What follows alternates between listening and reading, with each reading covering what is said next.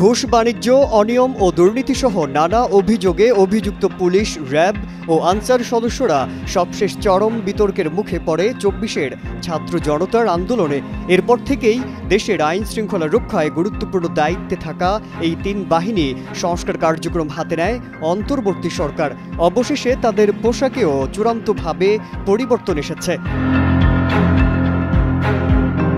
নতুন করে এই পোশাক নিয়ে শুরু হয়েছে আরেক বিতর্ক। সোমবার সচিবালয়ে আইন শৃঙ্খলা সংক্রান্ত সভা শেষে নতুন পোশাকের সিদ্ধান্ত এলে জনসাধারণের মাঝে দেখা দিয়েছে মিশ্র প্রতিক্রিয়া।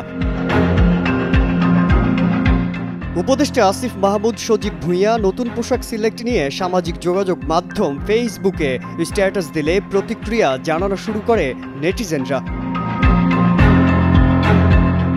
উপদেষ্টা আসিফ মাহমুদের দেয়া স্ট্যাটাসে প্রায় ৪৮,০০০ রিয়্যাক্ট পড়লেও ১১,০০০-এর বেশি কমেন্ট দেখা যায়। নেটিজেনরা কোনোভাবেই মেনে নিতে পারছেন না পোশাকের রং। কমেন্ট করে নিজেদের ক্ষোভ প্রকাশ করেছেন।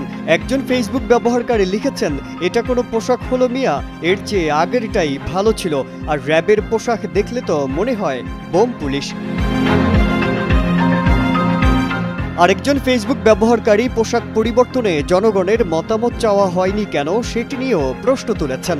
বলেছেন, এটিএম বুথের সিকিউরিটি গার্ডরাও এর চেয়ে স্মার্ট কালারের পোশাক পরে। পোশাকের রং নিয়ে আরেক ফেসবুক ব্যবহারকারী লেখেন, একদিকে করছেন রদবদল, অন্যদিকে পাল্টাচ্ছেন পোশাকের রং।